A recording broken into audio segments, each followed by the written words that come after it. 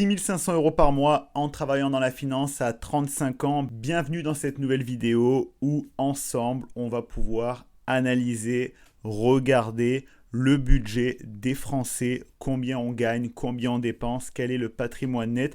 Le but de ce format, c'est tout simplement de conscientiser, de réaliser combien gagnent différentes personnes de la population française afin de réaliser quelles sont les possibilités, quelles sont les gammes de revenus dans quel secteur et donc afin d'avoir le spectre le plus large de combien on peut gagner en tant que Français. Le but dans tout ça, de manière générale, c'est le cas avec tous mes contenus, c'est d'éclairer le plus possible, de mettre en valeur les finances personnelles pour ne pas en faire un sujet tabou. Je ne suis pas le créateur de contenu le plus actif sur cette chaîne YouTube, je te l'accorde, mais au moins, nouvelle vidéo, enfin.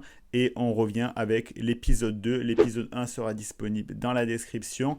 Et là, on va passer sur une autre personne avec un autre budget, une autre réalité. C'est ça que je trouve très intéressant. D'ailleurs, si tu veux participer à une analyse de budget, je t'invite à remplir le formulaire qui est dans la description. Le but, c'est pas d'avoir les revenus les plus fous, c'est juste de confronter une réalité afin d'avoir le portrait le plus authentique de qu'est-ce que la France en termes de revenus, que ce soit des revenus conséquents ou autres. Ça permet tout simplement d'offrir aux gens la réalité, un constat de qu'est-ce qu'il est possible de gagner, dans quel secteur, pour tout simplement démocratiser les finances personnelles. Donc là, comme dans l'épisode 1, je vais regarder mon écran pour tout simplement constater, lire, te fournir les informations que la personne a remplies dans différentes catégories du formulaire. Avant de rentrer dans le vif du sujet, je t'invite à t'abonner et activer la cloche pour être au courant quand une nouvelle vidéo sort et surtout à regarder la description, il y a plein de ressources supplémentaires qui peuvent t'apporter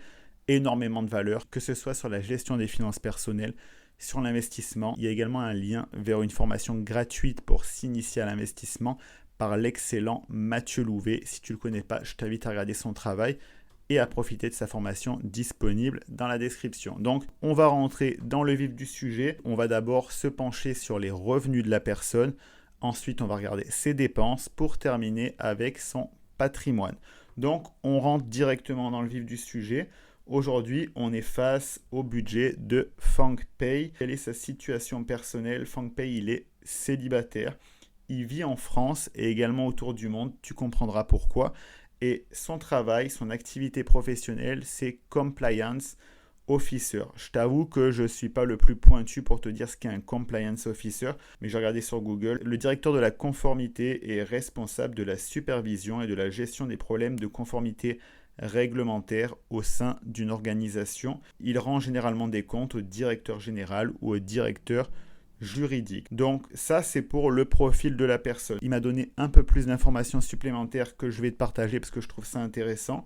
Donc comme il m'a dit, il a 35 ans, il travaille dans une société financière depuis plus de 16 ans. Au début, il a commencé à mi-temps avec les études. Après, à la fin de son master, il est rentré dans l'entreprise et après quelques promotions, il a pu évoluer. Donc là, on va voir justement qui cumule plusieurs emplois. Il m'a dit qu'il cumulait plusieurs emplois pour démultiplier ses revenus et pour avoir plusieurs sources de revenus. Je le dis très souvent, c'est très important d'être capable d'avoir plusieurs sources de revenus au cas où il y en a une qui s'effondre ou qui réduit drastiquement, de ne pas se retrouver en difficulté. Il a habité pendant une longue période chez ses parents, ce qui lui a permis d'économiser et d'avoir de l'apport pour acheter en 2014 sa première résidence locative. On va en parler plus en détail après. Ça lui a permis ensuite d'acheter un deuxième bien en 2019 et ainsi de suite. Depuis quelques années, il est en télétravail et il habite à l'étranger où le coût de la vie est plus faible. Il m'a indiqué une petite phrase, ça m'a fait rire. Il m'a dit, bon, pas plus que quand on vit chez ses parents, mais à un moment donné, il faut arrêter d'être un Tanguy. Je parcours l'Asie avec une dizaine de pays faits en 2023 et 2024 et pour certaines urgences et réunions, je rentre régulièrement à Paris tous les 3 mois et quand je suis à Paris, je n'ai quasiment aucun frais, mis à part les restaurants et activités qui ne sont pas pris en charge par l'entreprise. Et quand il est chez ses parents, quand il est en France, sa capacité d'épargne atteint environ 80% et quand il est en Asie, un peu moins. Donc là, on va rentrer dans le détail. Là, c'était juste un petit résumé qui m'a fourni. Ça permet de scanner un petit peu la situation financière. Je trouve ça hyper intéressant qu'il est arrivé avec cette démarche d'honnêteté et de transparence, parce que souvent on se dit, mais comment c'est possible d'avoir autant de revenus à cet âge-là? On ne comprend pas trop dans le détail. Là, j'ai bien aimé qu'il y aille franc jeu et qu'il dit qu'il est resté jusqu'à un certain âge chez ses parents et que donc il n'a pas de frais quand il est chez ses parents et que ça lui a permis d'investir et que chaque fois qu'il rentre en France, donc il n'a aucun frais, ce qui rentre en jeu dans sa capacité d'épargne et tout ça. Donc là, on va rentrer plus dans le détail, à savoir ses revenus. Donc ses revenus, je l'ai un petit peu dit dans l'intro, mais il m'a dit sa source de revenus numéro 1, c'est qu'il travaille donc dans une société financière avec un salaire de 75 000 euros brut par an. Donc ce qui est un salaire quand même très confortable. Je rappelle que le salaire médian en France, il tourne autour, si je ne dis pas de bêtises, des 1 800 euros par mois. Donc ça veut dire salaire médian qui a 50% de la population qui gagne moins et 50% de la population qui gagne plus. Donc là, on est tout comme l'épisode 1, dans une tranche assez supérieure de la population en termes de revenus. On peut le féliciter, bravo. Ici, on est là pour encourager les personnes qui gagnent bien leur vie. On n'est pas là pour les bâcher, bien au contraire. Bravo, et c'est le but d'ensemble, c'est tirer vers le haut plutôt que l'inverse. Ça ne veut pas pour autant dire qu'on a moins de valeur ou qu'on est moins méritant quand on gagne moins, mais l'idée de parler de finances personnelles, c'est d'être capable de maîtriser le plus de paramètres possible afin d'augmenter ses revenus, sa capacité d'épargne et donc en bout de ligne, c'est pour ça qu'on fait ça, sa liberté financière. Mais c'est pas tout, il aurait pu s'arrêter là et c'est ça que j'ai trouvé très intéressant. Bravo à lui, c'est qu'il a une deuxième source de revenus, issue de ses investissements. Il a 3 appartements en résidence locative au total et un parking. Il a même été dans le détail, merci à lui pour sa précision. Son premier revenu locatif lui rapporte 900 euros par mois. Son deuxième revenu locatif, 830 euros par mois. Et son troisième, 830 euros par mois également. Et son parking, 100 euros par mois. Donc il y a une source de revenus qui provient de l'investissement. C'est aussi l'avantage d'investir, c'est qu'ensuite, ça devient une source de revenus dans tout simplement le schéma de l'enrichissement. C'est d'abord source de revenus active, ce qui nous permet ensuite d'économiser de l'argent. Le superflu, on va pouvoir l'investir jusqu'au moment où l'investissement devient une source de revenus passive pour au final se décorréler, si on le souhaite, de sa source de revenus active et donc avoir plus de temps disponible pour profiter de la vie et pour kiffer. Et donc, c'est pas tout, il n'a pas 2 sources de revenus, mais 3, bravo à lui. J'ai également une job d'auto-entrepreneur où je fais livreur Uber Eats et bricolage quand je suis à Paris, plus également des dividendes qui me rapportent environ 250 euros par mois. C'est une moyenne que j'effectue sur l'année. Bravo à lui une fois de plus, il y en a énormément qui, sous prétexte de l'ego, n'oserait pas aller dans d'autres sources de revenus, des sources de revenus où on pourrait gagner de l'argent, mais on se dit, ah ben non, moi je vaux mieux que ça, patati patata. Là, lui, malgré qu'il soit à des très hauts postes dans une société financière, ça l'empêche pas d'être livreur Uber Eats et de faire des travaux de bricolage pour aller chercher des revenus supplémentaires. Moi, personnellement, c'est quelque chose que je respecte énormément. Il n'y a pas de saut métier. L'important, c'est de se lever le matin, de foncer tout droit vers ses objectifs et ensuite, chacun compose avec les rêves et les ambitions qu'il a. Et donc, gros bravo à lui. 3 sources de revenus, on s'arrête là, mais en tout cas, ça lui permet de pouvoir avoir des revenus confortables. Au total, ça lui permet d'avoir 6 500 euros de revenus par mois. Donc, comme je l'ai dit, des revenus assez conséquents par rapport à l'ensemble de la population française. Donc ça, c'est très intéressant. Ensuite, maintenant qu'on a fait les revenus, on va passer dans les dépenses. Donc là, le plus gros poste de dépenses de la plupart du monde, c'est le logement. Là, il m'indique clairement pas de logement à payer car j'ai une situation un peu particulière. J'habite chez les parents quand je suis à Paris ou à l'hôtel quand je suis en déplacement. Et c'est payé par l'entreprise ou chez ma sœur. Sinon, je passe chaque année 7 à 8 mois à l'étranger avec un loyer de 500 euros par mois dans un condo. Donc ça fait du sens.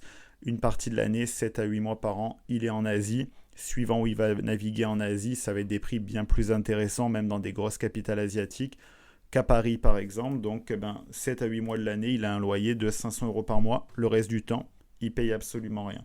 Donc là, c'est vraiment au total qui me donne ça. Il n'y a pas d'eau, d'électricité, de gaz, de Wi-Fi ou autre supplémentaire. 500 euros par mois, 7 à 8 mois de l'année. Ensuite, sur l'alimentation, ça qui est intéressant, c'est un profil qu'on n'a pas tant l'habitude de voir. Et donc ça, je trouve ça hyper intéressant. Pour l'alimentation, pas de courses à payer quand je suis en France. Je suis nourri par les parents. le budget repas par l'entreprise ou quand je suis chez ma sœur, je mange chez ma sœur. Et quand je suis à l'étranger pendant les 7 à 8 mois de l'année, une moyenne de 350 € par mois est consacrée à l'alimentation entre les courses et les livraisons. Ensuite, pour les transports, ça lui coûte en moyenne 70 € par mois, l'essence plus l'assurance de son scooter à Paris. Pour la santé, il se limite à une mutuelle qui paye 35 € par mois. Pour le forfait téléphone, 10 € par mois quand il est en France et 8 € quand il est à l'étranger pour un forfait 5G. Donc on voit qu'il est quand même toujours très dans la maîtrise de ses finances malgré des revenus très conséquents. Dis-moi d'ailleurs ce que tu en penses dans les commentaires, si avec ces revenus-là, toi tu dépenserais différemment ou pas. Moi je trouve ça très intéressant d'avoir le retour d'expérience. Et pour les loisirs, en moyenne, 700 € par mois quand il est à Paris pour profiter des amis, mais certains frais de repas sont remboursés par l'entreprise, environ 3500 € sur l'année. Voyage, c'est sa plus grosse dépense. Il en a pour 4500 € par an pour les différents billets d'avion aller-retour Asie-Paris, plus les voyages entre différents pays d'Asie et les petits visas qu'il y a au milieu de tout ça qu'il inclut dans les voyages. La catégorie cadeaux et dons, il a dit on s'offre plus de cadeaux dans ma famille et avec mes amis, mis à part pour des occasions exceptionnelles, en moyenne 300 € par an. Et je fais des dons quand je vois des enfants en difficulté en Asie et que leur situation me fend le cœur. Je dirais que ça me revient à peu près à 50 € en moyenne par mois. Ensuite, au niveau des dettes, ça c'est intéressant aussi d'avoir combien il dépense, mais également dans ces dépenses-là, lesquelles correspondent à des dettes. Évidemment, il va avoir ses crédits immobiliers. On l'a vu que dans ses revenus, il y avait du cash flow qui rentrait, mais ils ne sont pas tous financés à 100%. Son appartement numéro 1, il reste 80 000 € à payer. L'appartement numéro 2, il reste 102 000. Et l'appartement numéro 3, il reste 56 000. J'en déduis donc que le parking est payé. Et au niveau des impôts, en moyenne, ça lui coûte 8 000 € par an en impôts. Et les autres dépenses, qu'est-ce qu'il va avoir ? Il m'a dit qu'en Asie, pour tout ce qui est pharmacie, location de scooter, activité, transport, 120 € par mois. Il ne m'a pas donné le total des dépenses, mais ça vous permet d'avoir un ordre d'horizon parce qu'il a dit que la disparité, elle est tellement importante avec sa situation en France, sa situation en Asie, que c'est compliqué à cadrer. C'est pour ça qu'il me l'a donné par catégorie selon ce que je viens de citer précédemment. Et c'est ça qui est intéressant, c'est qu'il a presque 2 vies dans une vie. Il a vraiment une vie française et une vie plus à l'asiatique. Il navigue entre plusieurs continents, plusieurs territoires et donc plusieurs réalités économiques malgré des revenus très confortables. Donc c'est très intéressant. Et donc là, on va passer à la dernière catégorie, à savoir son patrimoine. Pour le patrimoine, à combien on en est ? Donc pour son compte courant, il a 5 000 € disponibles. Toujours intéressant d'avoir un peu d'argent sur son compte courant, mais pas trop, tout simplement parce que l'inflation va venir taper là-dedans. Donc autant avoir, dès qu'on a assez pour avoir un coussin de sécurité, le reste, idéalement, il faudrait l'investir. Et comme je l'ai dit dans la description, tu auras une initiation à une formation en bourse offerte, donnée par Mathieu Louvet, qui est un expert dans l'investissement et un conseiller financier. Je t'invite à regarder ça si tu veux te mettre le pied à l'étrier. Et tu as également aussi un courtier que j'affectionne particulièrement dans la description, à savoir Trade Republic. Donc lui, justement, en cash, il est quand même assez raisonnable de ce que je trouve. Compte courant 5 000 €, livret A 23 000 € et LDD 12 000 €. Il y en a peut-être même un peu trop à mon sens, mais ça reste quand même totalement raisonnable. Ensuite, en immobilier, il va avoir 320 000 € sur sa résidence principale, 230 000 € sur sa deuxième résidence, son deuxième logement, et 200 000 € sur son troisième logement, sa deuxième résidence locative, et donc son parking 17 000 €. Donc il a quand même un patrimoine immobilier assez conséquent. Et ensuite, qu'est-ce qu'on a ? Il a également un petit peu de bourse. Sur son PEA, il a 26 000 €. Il a un compte titre avec 21 000 € et une assurance vie avec 9 000 €. Donc, assez intéressant. Comme beaucoup de Français, un patrimoine majoritairement immobilier. C'est vrai qu'en tant que Français, on a plus tendance à aller investir dans la pierre qu'à aller investir en bourse. Lui, il le fait quand même malgré tout, mais on voit que c'est quand même très prédominant au niveau de l'immobilier. Et en crypto, il a également quelques sous. Il a environ 4 000 € dans les crypto-monnaies. Il a également environ 1 000 € en crowdlending, ce qui lui fait un patrimoine net total de 620 000 € et un patrimoine brut de 880 000 €. Donc un patrimoine net très conséquent, 620 000 € à 35 ans, c'est très très beau. Félicitations à lui. À la question, souhaites-tu que je donne mon avis personnel sur le budget et le patrimoine ? Il m'a dit pourquoi pas. Mais moi honnêtement, j'ai pas grand chose à dire.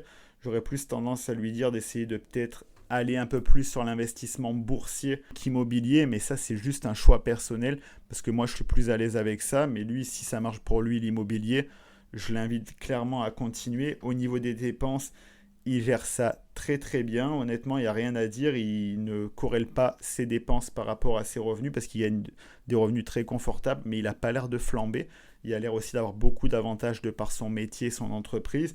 Et aussi, il compte beaucoup sur la générosité de ses proches. À la limite, je pourrais dire, augmente le budget cadeau pour faire plaisir à tes proches dès que tu loges chez eux ou autre. Je pense que tu le fais déjà et que ça c'est inclus dans les restaurants, hein, que tu leur fais plaisir.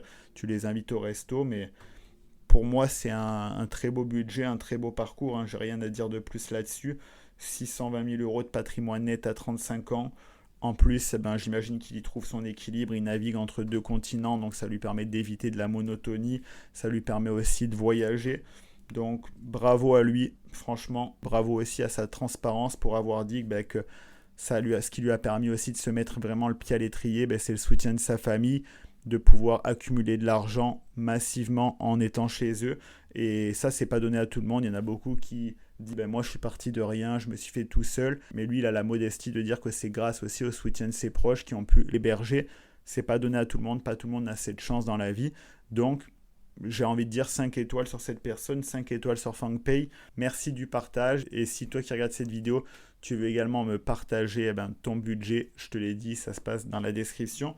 Là, les 2 premiers profils qu'on a, c'est quand même, quand ils sont en France, ils sont situés à Paris. Ça serait intéressant d'avoir une vision de quelqu'un qui se situe ailleurs en France avec une autre réalité financière. Je trouve ça hyper intéressant. Si tu as des questions, des points à relever par rapport à cette vidéo, n'hésite pas à les indiquer dans les commentaires. Ça fait toujours plaisir et ça nourrit la communauté. Je t'invite à regarder la description comme je te l'ai indiqué parce qu'il y a plein de ressources supplémentaires. Et sur ce, je te dis à la prochaine pour une nouvelle vidéo. N'hésite pas à me suggérer des idées de vidéos s'il y a des sujets que tu souhaites que je traite sur l'investissement, la gestion de son budget, le fait de développer des sources de revenus. Ça me fera extrêmement plaisir de pouvoir aller là-dessus. Malgré mon irrégularité suprême en termes de production de vidéos sur cette chaîne, mais c'est parce que, je te rassure, mon temps est donné sur d'autres activités qui sont très intéressantes pour moi aussi, mais je tenais quand même à en revenir parce que c'est pour moi hyper important de pouvoir contribuer à la démocratisation des finances personnelles en toute détente, sans se prendre la tête, sans faux semblant, sans dire tout et n'importe quoi avec de la mesure, sans être bling bling, sans dire des trucs complètement fous comme on peut voir sur certaines plateformes aujourd'hui. Et donc, on se dit à la prochaine pour une nouvelle vidéo. Ciao.